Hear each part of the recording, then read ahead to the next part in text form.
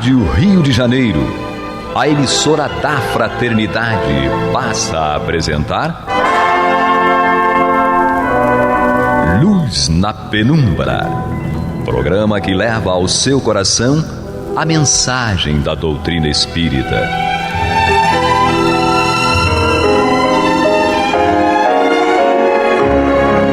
E com vocês, Eduardo Araújo, para o estudo de O Livro dos Médiuns, da obra codificada por Allan Kardec. Olá, prezados amigos da Rádio Rio de Janeiro, sejam todos muito bem-vindos. Está entrando no ar o programa Luz na Penumbra, para juntos estudarmos O Livro dos Médiuns de Allan Kardec. Comigo, Eduardo Araújo, com ela, Maria de Fátima Miranda. Jesus nos conduza. Com ele, Paulo Renato. Deus nos ampare. E o Vinícius, coitado, não aguentou e fugiu, não suportou após semanas aqui tendo que aturar Paulo Renato, Maria de Fátima Miranda e Eduardo. Ele cedeu a vez para o Pablo. Seja bem-vindo, nosso Pablo, e vai estar aqui hoje operando as carrapetas, como se dizia aí, é como se diz no rádio, não é isso, Serginho Pablo? Agora. Operando as carrapetas. Então vamos em frente no nosso estudo aqui na primeira parte, capítulo 4, que trata dos sistemas. Nós vamos hoje iniciar o item 51. E nesse item 51 ainda é uma continuidade aí da explicação dessa questão do perispírito, do corpo e sobretudo da alma. E Allan Kardec vai dizer, vai nos trazer a explicação de um espírito em relação a essa questão. Ele diz aqui: eis aqui a resposta que sobre este assunto deu um espírito, na voz do espírito Maria de Fátima Miranda. Só Jesus na causa, vamos lá. O que uns chamam perispírito não é senão o que outros chamam envoltório material fluídico. Direi de modo mais lógico, para me fazer compreendido, que esse fluido é a perfectibilidade dos sentidos, a extensão da vista e das ideias. Falo aqui dos espíritos elevados. Quanto aos espíritos inferiores, os fluidos terrestres ainda lhes são de todo inerentes. Logo, são, como vedes, matéria. Daí os sofrimentos da fome, do frio, etc. Sofrimentos que os espíritos superiores não podem experimentar, visto que os fluidos terrestres se acham depurados em torno do pensamento, isto é, da alma. Esta, para progredir, necessita sempre de um agente. Sem agente, ela não é para vós, ou melhor, não a podeis compreender. O perispírito, para nós outros espíritos errantes, é o agente por meio do qual nos comunicamos convosco, quer indiretamente, pelo vosso corpo, ou pelo vosso perispírito, quer diretamente, pela vossa alma, donde infinitas modalidades de médios e de comunicações. Então aqui ele está explicando justamente que esse perispírito ele vai se apresentar diversificado de acordo com a conquista e elevação dos espíritos. Porque os espíritos ainda da terceira ordem, segundo aquela escala que Kardec coloca a partir do item 100 do Livro dos Espíritos, os espíritos da terceira ordem, a matéria predomina sobre o espírito. Então as sensações são mais densas, não é? E nos espíritos da segunda ordem, o espírito já predomina sobre a matéria. Então eles não sofrem essas tentações das coisas tão grosseiras quanto os da terceira ordem. E os espíritos da primeira ordem, que são os espíritos puros, a matéria, nessa condição de densidade, não existe mais, porque é absolutamente o espírito. Ainda, como estudamos no item anterior, que esse espírito, em essência, ele é uma energia, não é? O espírito é energia, mas a matéria que vai revestir o espírito puro é essa matéria mental tão leve que se confunde com o próprio espírito. Ele é interessante quando ele fala aqui dessa perfeição dos sentidos, né? É porque o perispírito também, como nós o conhecemos hoje, ele é uma construção do espírito. Ele registra em si mesmo, na sua estrutura, todas as experiências do espírito. Então, naturalmente, ele registra também as nossas percepções, a maneira como nós percebemos o mundo em que estamos inseridos. Então, ele é realmente um instrumento do nosso aprendizado. Sem o corpo espiritual, nós não conseguiríamos realizar a obra que nos cabe na criação, porque nós sabemos que pelas leis de Deus a vida ela se desdobra através de vários níveis, diversos níveis de vibração, de frequência vibratória, e o espírito passa por essas frequências vibratórias, por esses estados vibratórios que nós chamamos, por exemplo, de mundo material, que poderíamos dizer que talvez fosse o estado de vibração mais baixa, se é que cabe esse tipo de linguajar. Então, nós, nesse contexto aí, nós desenvolvemos o nosso corpo espiritual ainda dentro dessas vibrações mais baixas. E como dizem os espíritos, nós recolhemos do mundo em que fomos chamados a viver, recolhemos desse mundo as energias apropriadas, necessárias à formação desse corpo espiritual. Então, por isso, nós ficamos também tão suscetíveis, tão sensíveis aos apelos da matéria, porque a matéria que constitui nosso perispírito repito, desse mundo, e com tudo que é de material dele, com tudo que é de primitivo nele, né? Então, cabe a nós, no campo da experiência, da educação espiritual, trabalhar essas influências que estão sobre nós e inseridas no nosso corpo espiritual através desses elementos que compõem o nosso corpo. Cabe a nós, digamos assim, saber lidar com essas influências de modo que elas não nos arrastem para o seu primitivismo. Então é preciso que o espírito se sobreponha a essas influências materiais e não se identifique com elas. O problema nosso é que nós não temos sabido até hoje resistir a essas influências e nós nos confundimos com elas, né? À medida que nós nos confundimos com o corpo, nós realmente nos achamos, em termos de vida prática, nós nos achamos um corpo. Nós ainda não nos vemos na condição de espírito dentro desse campo de experiência, porque nós com muita facilidade cedemos a esses impulsos materiais, né? É como se a gente tivesse encharcado, digamos, de uma substância leitosa, pegajosa, né? E essa substância nos causasse, no campo do pensamento, da sensação, nos causasse sensações, impressões que, se cedêssemos essas impressões, nós acabaríamos por achar que nós somos aquilo que está nos impregnando, né? Às vezes, não sei se eu confundi mais do que eu judei, mas às vezes é como aquele exemplo que a gente dá da bolsa, né?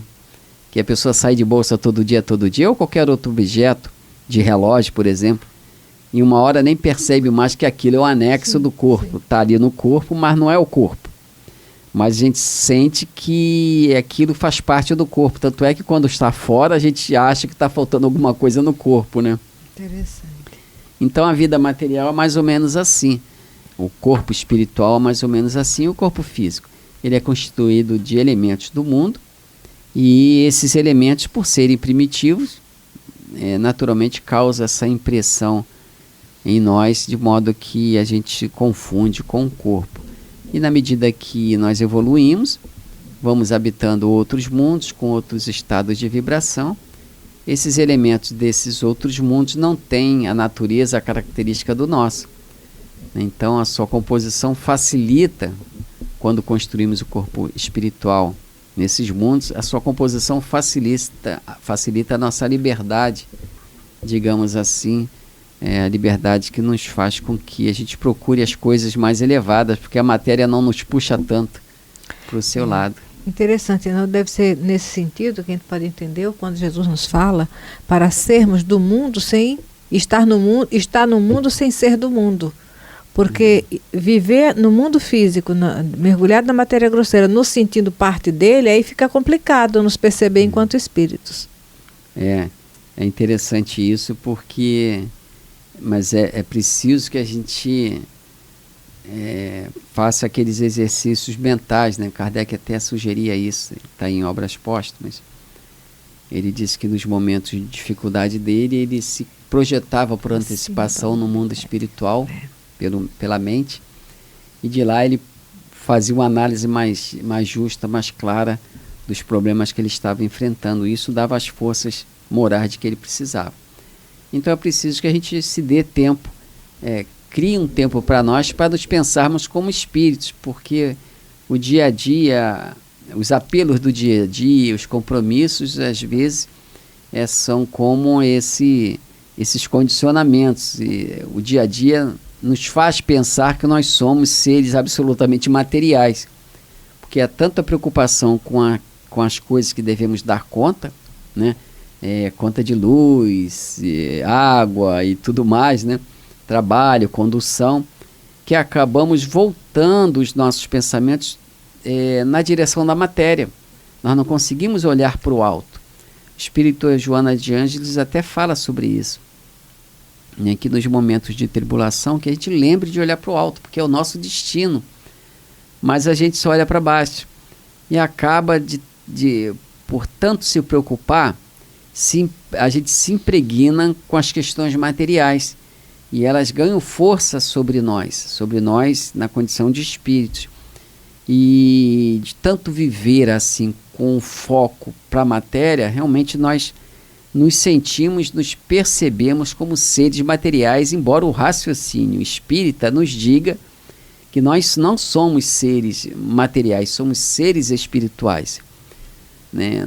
O próprio texto, a carta de Paulo, diz que a carne e o sangue não podem herdar o reino de Deus, mas a gente ainda age como se a carne e o sangue fossem herdar o reino de Deus. Quer dizer, a gente não consegue sentir, nós não conseguimos nos sentir nessa condição espiritual. É interessante. Eu estava refletindo assim, daquele exercício que o Santo Agostinho convida no Livro dos Espíritos, e a ideia também, a Joana tem um momento, uma fala que ela diz, que nós devemos sempre fazer uma pausa entre uma atividade e outra, para que não fiquemos embolados nesse condicionamento de automatizar comportamentos sem fazer o aproveitamento ideal e uma preparação para o outro. Né? Então, quando nós, durante o dia, lembramos de à noite, meditar um pouquinho como foi o dia e tentar esvaziar, diluir as impressões mais grosseiras antes de dormir, nós vamos levar para o dia seguinte a experiência, mas não vamos ficar tão impregnados dessas coisas que vão fazendo uma egrégora em torno de nós densa. É justamente isso, a gente tem que se dar tempo. E essa alegação de que não tenho tempo, ela é falsa, porque todos nós sabemos que tempo é prioridade. A questão é de priorizar realmente, porque muitas vezes deixamos tudo aquilo que julgávamos ser prioridade na nossa vida, pelo qual trabalhamos tanto, e que julgávamos nunca abandonar, porque era a nossa vida, a nossa prioridade. E muitas vezes temos que deixar tudo para lá, porque o médico falou, se você continuar, você morre. E a gente que não quer morrer, né, estabelece tem que fazer a dieta. Estabelece uma nova ordem de prioridade. Então isso mostra realmente que essas questões do dia a dia mostram para a gente que realmente a vida ela se expressa por prioridades, né? Nós dedicamos a nossa vida, tudo que nós temos, àquilo que para nós é de maior prioridade. Então se nos pensamos como espírito, é preciso que hajamos como espírito. Se pensamos em caráter, em termos de vida eterna, é preciso agirmos nessa direção.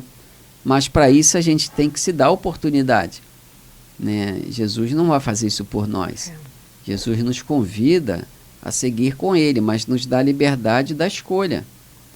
Então, realmente é preciso não abandonar as tarefas do dia, as responsabilidades, mas é preciso que a gente crie um tempo para nós, né, para nós mesmos. Mas nós temos o tempo que nós criamos para nós mesmos, normalmente embaraça mais do que ajuda.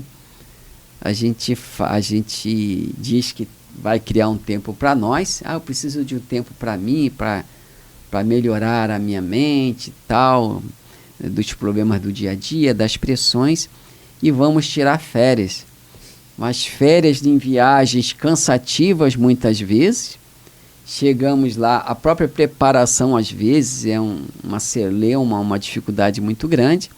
Quando chegamos nesses lugares em que deveríamos encontrar a paz, nós nos vemos cheio de atividades, né? A gente observa as pessoas que marcam viagens, elas logo acordam lá com os guias turísticos, né?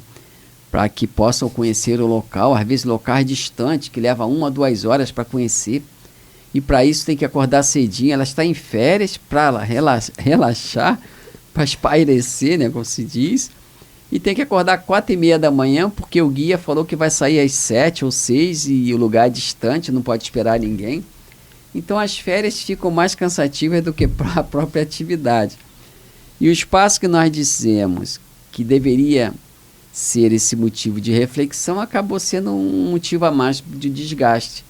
Então a gente nunca tem tempo para nós mesmos, né?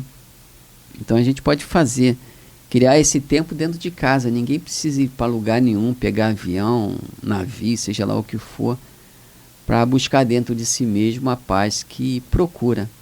Mas é preciso acreditar que isso é importante, é real e deve ter supremacia em relação às outras coisas. Se a gente não acreditar nisso, vai ficar difícil criar um tempo para nós mesmos, né? O Paulo de Tarso tem várias citações a esse respeito, e ele diz muito bem que é preciso que o espírito crie a fortaleza para si, mas para criar fortaleza é preciso compreender a si mesmo, verificar as áreas frágeis da nossa personalidade e trabalhar para que elas se tornem o mais forte possível, né? Paulo de Tarso até fala que pediu a Jesus que o afastasse de determinados problemas, e Jesus fala para ele: meu filho, a minha graça te basta. Jesus. Que a pessoa se fortalece na fraqueza. Então Paulo sempre dizia: sou forte quando estou fraco. Mas é preciso refletir sobre isso com sinceridade. É o salmo que diz: tudo posso naquele que me fortalece. Me fortalece. Né? Então, estamos chegando aí. Chegou novamente Estou de volta. O espírito comunicante. E aí? Cruz Credinho. O que você diz, Paulo Renato? A cara dele aí. Então, nós falávamos aqui dessa necessidade de nós darmos um tempo para nós mesmos, para nos percebermos e sentirmos como nós somos em realidade, espíritos reencarnados. Porque as preocupações do dia a dia absorvem. Do primeiro parágrafo. As preocupações absorvem o nosso interesse e muitas vezes nós ficamos presos nas suas malhas. E esse foco nosso, totalmente direcionado para essas preocupações, faz com que nós nos distraiamos dessa realidade espiritual que somos nós. É isso aí, nós estamos aqui já chegando perto do finalzinho do programa. Vamos ler mais um parágrafo aqui, que é uma parte interessantíssima, quando o Lamennais vai falar o seguinte: agora, do ponto de vista científico, ou seja, a essência mesma do perispírito, o povo que adora querer estudar, eu já vi livros sobre perispírito, que é um livro que é com, sei lá, uns 400 páginas.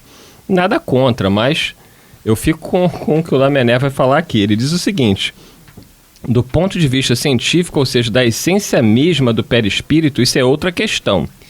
Compreendei-o primeiro moralmente. Então a gente tem que entender o corpo espiritual, não necessariamente nesse estudo aprofundado, científico da essência do perispírito, mas compreendei-o moralmente. Isto é, à medida que nós fazemos o bem, o nosso perispírito vai se purificando, né, vai se eterizando que é aquilo que está dentro da lei de causa e efeito, né? Se fazemos o bem, o perispírito da mesma forma vai ficando mais etéreo, ficando mais leve, o que vai até facilitar na nossa desencarnação.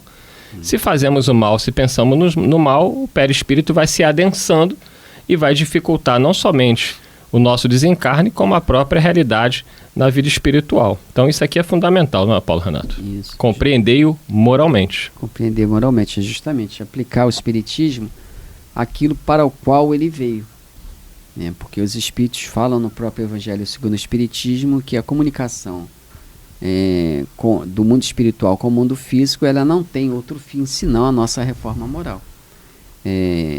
Fazer do espiritismo, buscar no espiritismo aquilo que está fora da sua proposta, como diz Kardec, é desviá-lo dos seus objetivos. Então, a nossa maior preocupação de agora, sem excluir a possibilidade de estudo, mas a nossa maior preocupação deve ser realmente a da nossa reforma moral. Eu fico vendo às vezes, né, alguns companheiros falando, né, estudando, e aí fala dos chakras, dos plexos, uma complicação danada. Eu olho aquilo e falo, Jesus do céu, é interessante, não tem problema nenhum você estudar, mas é o que o Espírito Lamennais fala aqui.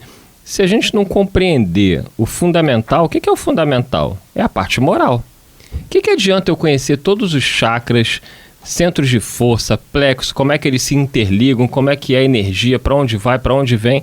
Se eu moralmente não me modificar, é inútil, Paulo Renato. É interessante que o próprio André Luiz, e as pessoas às vezes esquecem, na condição de médico, pesquisador, não entendia o que estava acontecendo ali naquele momento.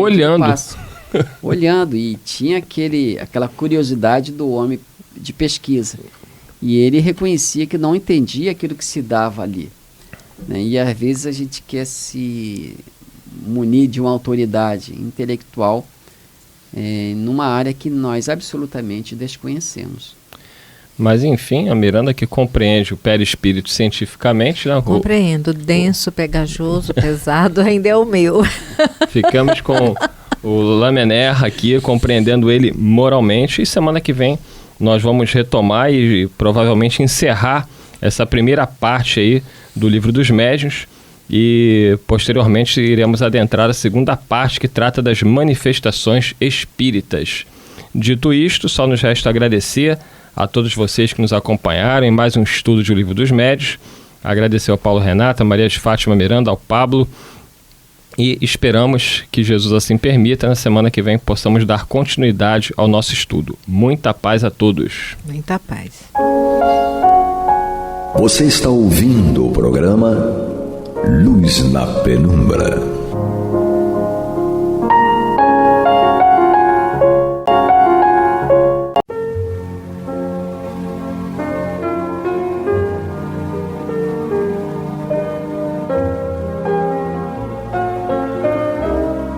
A Rádio Rio de Janeiro está levando ao seu lar e ao seu coração a mensagem consoladora da doutrina espírita, através do programa Luz na Penumbra. E agora com vocês, Amaury Santos e Astênio Oliveira, para comentar os textos da Revista Espírita de Allan Kardec no período de 1858 a 1868. Olá, meus amigos, olha nós aqui outra vez, eu, Amaury Santos e Astênio Evangelista de Oliveira, assessorado pelo nosso irmão querido, o Pablo. Nós, como vocês sabem, analisamos a Revista Espírita de 1858 a 1868, e nós paramos num tema muito importante, né, que hoje nós não fazemos isso, mas na época de Kardec se fazia, evocações. E Astênio estava falando... Evocações em família, né? Em família, evocações em família, muito bem lembrado. E aí o Astênio estava comentando, né, sobre uma pessoa que viveu antigamente, e essa pessoa, ela veio de Júpiter. E a encarnação dela, Ele era um olheiro, quer dizer, ele era um pintor. E depois Kardec faz uma pergunta a ele, que ele diz que ainda na Terra ele ficou por um tempo, dando a entender que ele ainda teve uma ou outra encarnação aqui. Só que essa outra encarnação que ele teve, ele fala que ele foi uma mulher. E como mulher, ele adquiriu mais sensibilidade, porque ela era uma mulher dedicada. Não é isso, Astênio? Ele diz que ele reencarnou na Terra, depois de ter sido Bernard Palissy, ele reencarnou como uma mulher amorosa e devotada. E ela veio cumprir uma missão. Né? Sim. Aí o Kardec nem perguntou missão junto a quem, em relação a quem, ele só perguntou quanto tempo durou essa missão. E ele respondeu que durou 30 anos. Né? Então, em 30 anos, cumpriu a missão e retornou à espiritualidade, ao que tudo indica, a partir daí foi para Júpiter. Né? Então, o Kardec indaga. Olha só que interessante, Kardec perguntou o seguinte: lembra-te do nome dessa mulher? Quer dizer, ele teria reencarnado como mulher, né, logo depois... Está no registro, né? E aí a resposta dele é obscuro. Ou seja, não tem importância nenhuma dizer o nome, porque vocês não vão encontrá-la na história. Exatamente. Entendeu? Aquilo que nós estávamos conversando. Isso, né? Então, qualquer nome que ele dissesse, né, não faria qualquer sentido. Teria valor. Aí Kardec fala assim: a estima em que são tidas tuas obras te agrada? Então, as pessoas valorizavam as obras dele, nos quadros dele, né? A estima que são tidas... a estima em que são tidas tuas obras te agrada, e isso te compensa dos sofrimentos que suportaste. Então Kardec tinha algum conhecimento sobre a biografia dele, Sim. Sabia que ele tinha sofrido, né, muito, e pergunta se a estima com que as pessoas têm a obra dele se compensa de algum modo o sofrimento que ele teve, né? Aí ele responde assim: que me importam as obras materiais de minhas mãos? O que me importa é o sofrimento que me elevou. Né? Olha que resposta. O sofrimento que me elevou. Que me elevou. E agora você vê, o orgulho dele estava zerado. Não foi à toa que ele estava em Júpiter. Não é? Não é verdade? Porque não tinha vaidade nenhuma em relação ao reconhecimento da obra material. dele. Da obra material dele. Né? Então ele fala assim: que me importam as obras materiais de minhas mãos? Imaginemos, né, um pedreiro que faça umas casas maravilhosas. Né? E por mais que as pessoas gostem das casas que ele construiu, ele não vai ficar vaidoso por causa disso. Do mesmo modo, não deve haver razão para quem pinte um quadro ou quadros que sejam valorizados. Não são obras das mãos. E você analisou muito bem quando você falou assim: olha o grau de vaidade que ele tem. Nenhum. É nulo. Isso. Então ele adquiriu um potencial extremamente importante que o Cristo fala, né? Em termos de humildade. Sermos humildes. Não, eu fiz aquilo quando estava na Terra, mas não tem valor nenhum para mim. Não fiz mais do que a minha obrigação, né? Era o modo que eu tinha de ganhar meu pão. Isso aí. Isso. E aí, assim, o que me importa é o sofrimento que me elevou. Isso. Porque nem sempre o sofrimento eleva, né? Exatamente. O sofrimento da pessoa rebelde. Né, revoltada. Que desiste de trabalhar porque está doente. Esse é um sofrimento que vai ter que ser repetido. Vai ter que ser burilado de novo.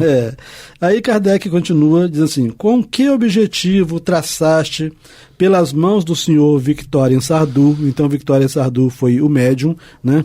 Então, com que objetivo traçaste pelas mãos do senhor Victorien Sardou os desenhos admiráveis que nos deste sobre o planeta Júpiter, onde habitas? Então, quanto a esses desenhos, nós já tratamos na revista de março de 1858, né?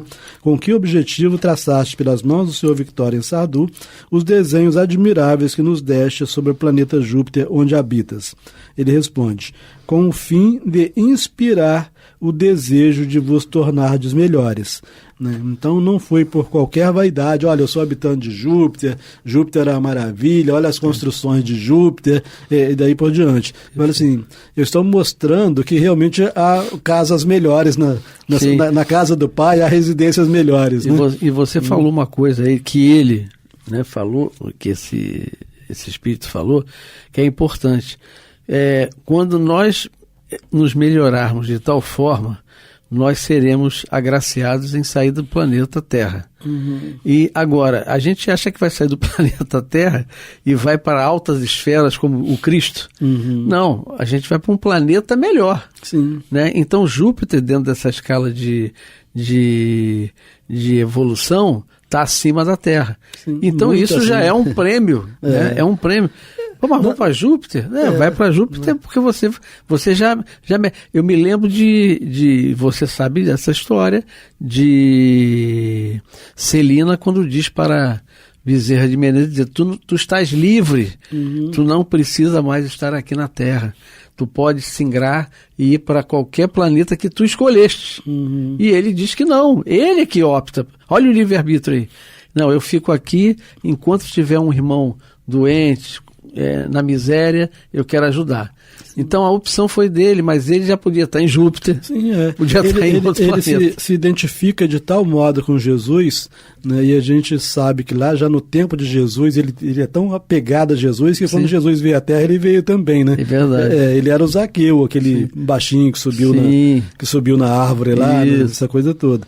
Então, ele, por esse apego dele a Jesus, ele sabendo que Jesus é responsável pela humanidade vinculada à Terra, ele quis permanecer na Terra para continuar dando a pequena contribuição dele, né, a Jesus. Né? Esse é um amigo, né? Esse é irmão. Esse né? É irmão mesmo. A gente já fica logo querendo correr do planeta. Vamos para um lance melhor, aliviar um pouco. Bom, aí Kardec então faz outra pergunta. Desde que vens com frequência a essa Terra, então ele, estando em Júpiter, vem com frequência à Terra, tá certo? Então, desde que vens com frequência a esta Terra que habitaste tantas vezes, deves conhecer bastante o seu estado físico e moral, para que possas estabelecer uma comparação entre ela, a Terra, e Júpiter.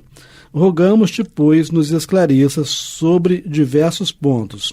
Então, Kardec queria que ele fizesse comparação entre o estado físico e o estado moral da Terra com o estado físico e o estado moral de Júpiter. Né? Uma vez que ele conheceu bastante a Terra, reencarnou aqui algumas vezes e agora era habitante de Júpiter. Né?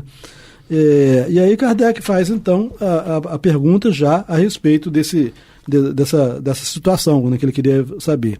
Ele fala assim, quando Kardec faz esse comentário, que não chegou a ser uma pergunta, né? Kardec faz assim, desde que vens com frequência a esta Terra, que habitaste tantas vezes, deves conhecer bastante seu estado físico e moral, para que possas estabelecer uma comparação entre ela e Júpiter. Rogamos-te, pois, nos esclareça sobre diversos pontos.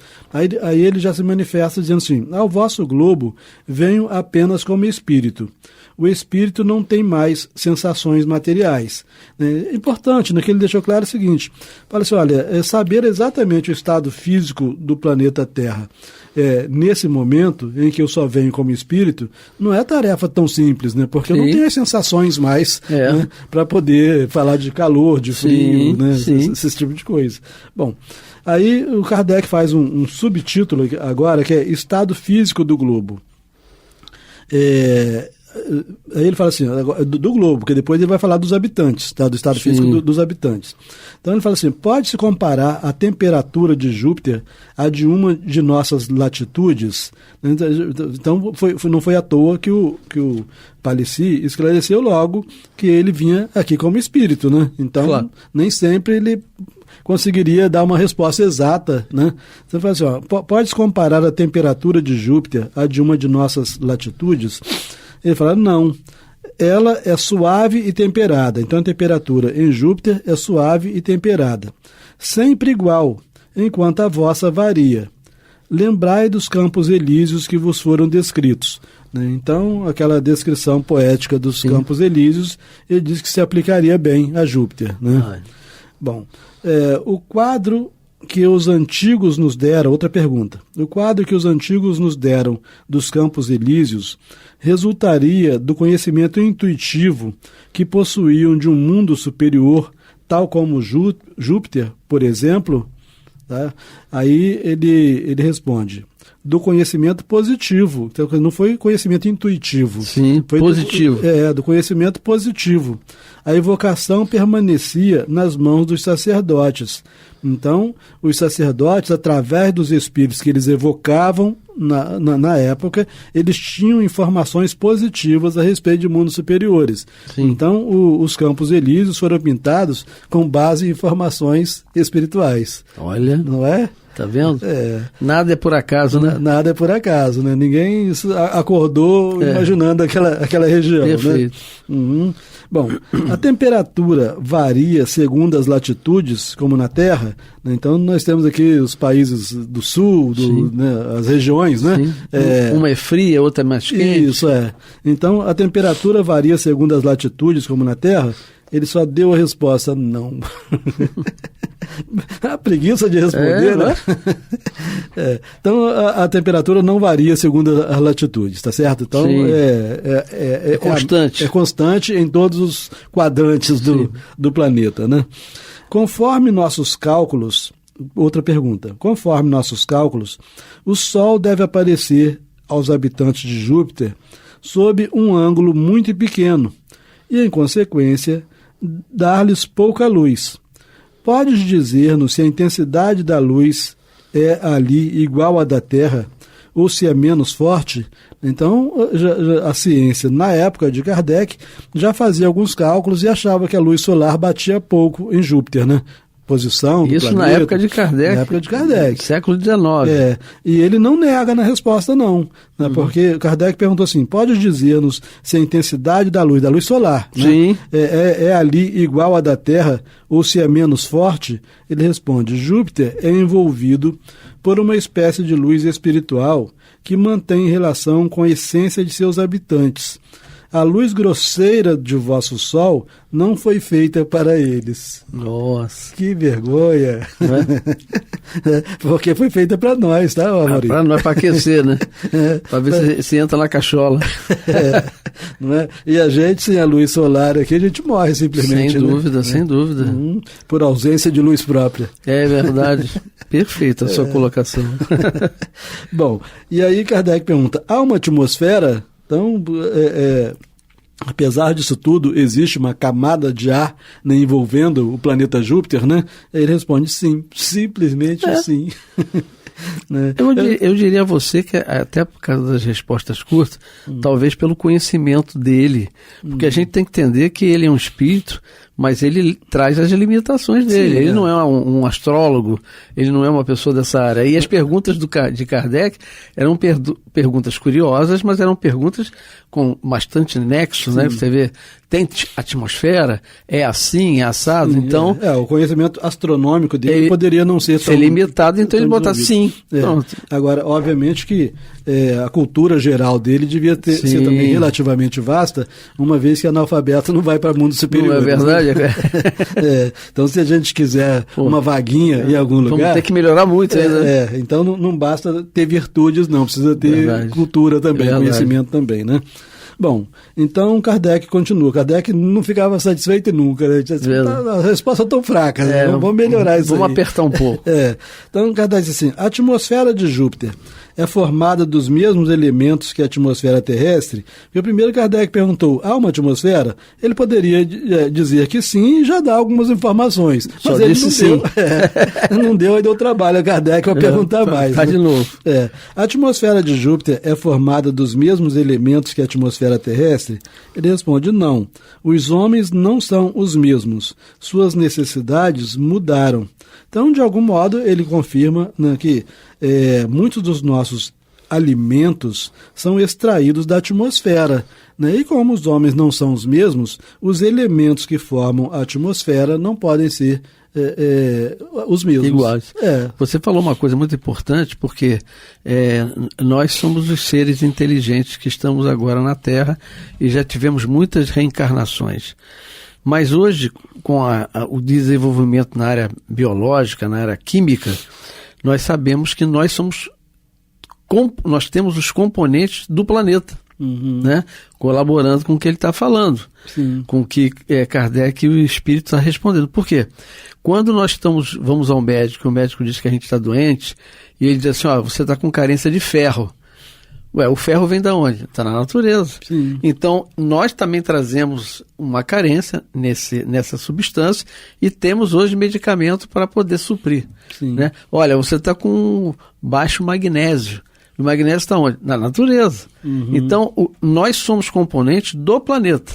E ele tem uma resposta muito boa. Não, a atmosfera... Os homens não são os mesmos. Os homens não são os mesmos. Então, significa que os componentes que formam os seres de Júpiter não são iguais aos componentes que formam os seres da Terra. Sim. Muito provavelmente o magnésio não tem utilidade nenhuma para eles. Né? Exatamente. Entendeu? Bom, mas existem água e mares em Júpiter? E a resposta, sim. Sim. Né? Então, água e mares, se nos mundos inferiores, né, que nós conhecemos Sim. bem, existem água e mares, se nos mundos superiores, como Júpiter, existem água e mares, presume-se que em todos os mundos deve existir água e mares. Sim. Né? Bom, a água é formada dos mesmos elementos que a nossa, né, porque a nossa água é formada, segundo a nossa ciência, de hidrogênio e oxigênio. Né? Então, a água de Júpiter também seria... Com esses componentes químicos, combinação, né? de hidrogênio e oxigênio. Ele responde assim, mais etérea.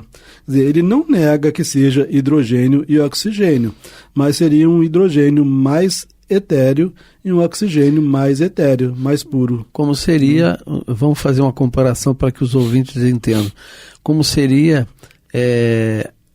o vapor, né? O vapor é produzido pelo calor, né?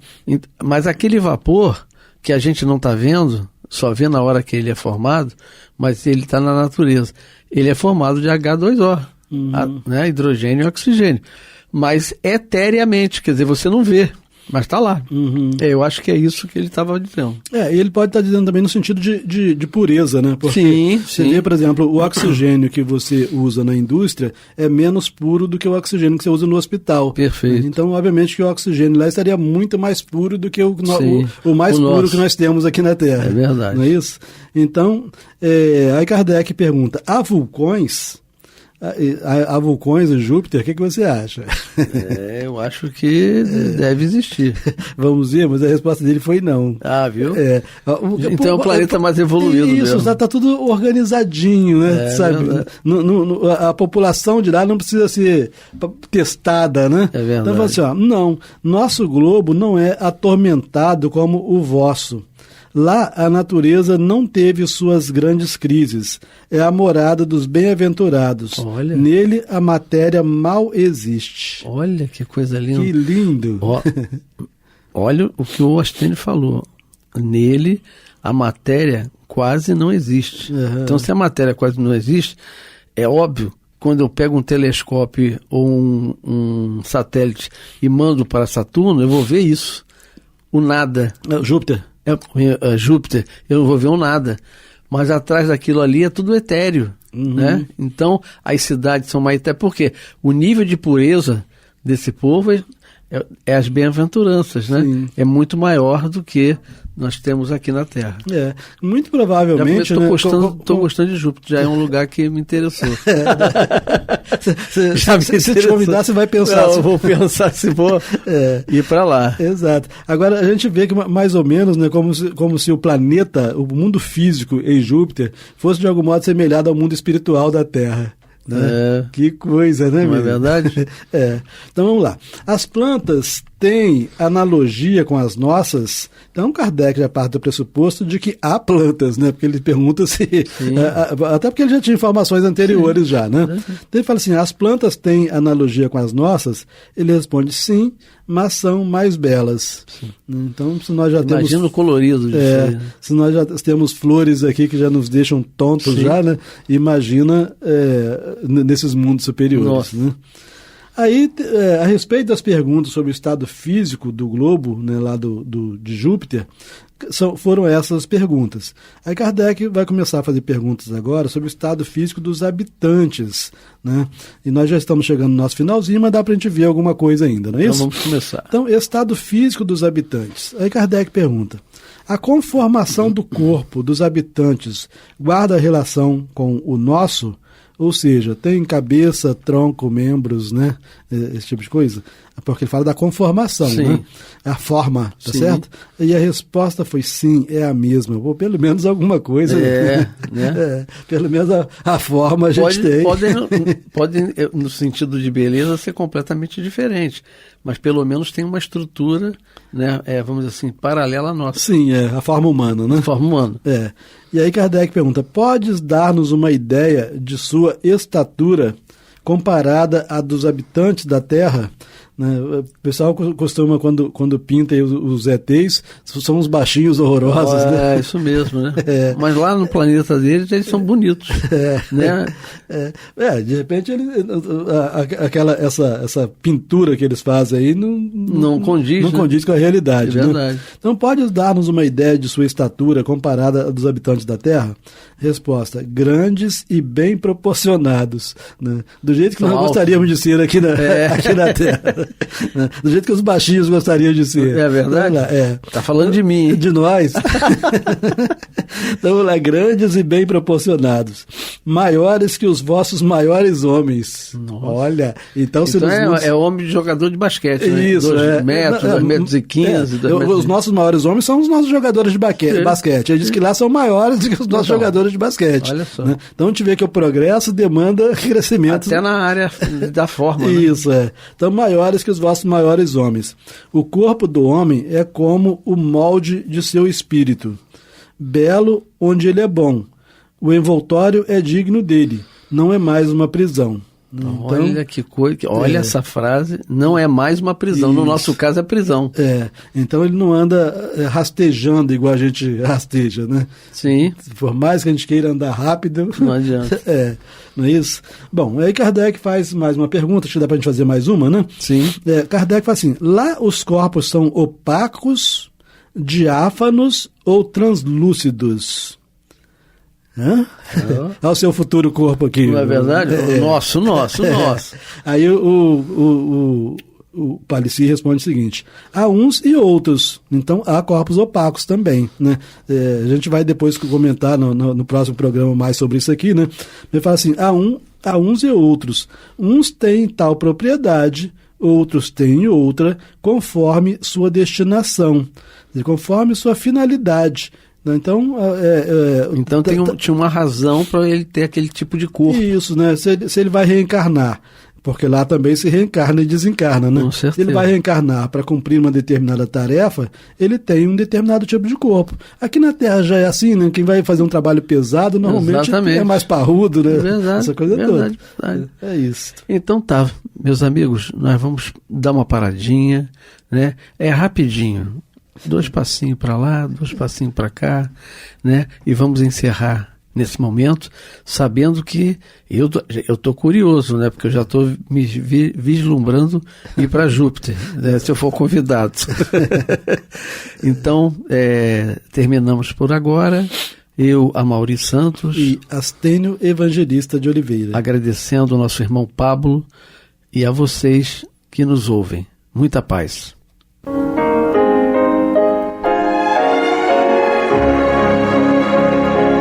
E vamos ouvir agora a prece de encerramento de nosso programa, na voz de Geraldo de Aquino. Jesus, dá-nos coragem para a luta, piedade para os insultos e misericórdia para as injustiças e ingratidões. Limpa nossa alma de inveja e ambições mesquinhas, de ódio e de vingança o nosso caminho. E que dentro em pouco, ao recolher-nos de novo ao calor do nosso leito, para que o sono nos dê a paz e o esquecimento das tristezas humanas, possamos sentir, Senhor, no mais íntimo de nosso ser, a doçura indefinível do Teu amor e a grandeza incomparável da Tua divina presença. Que assim seja.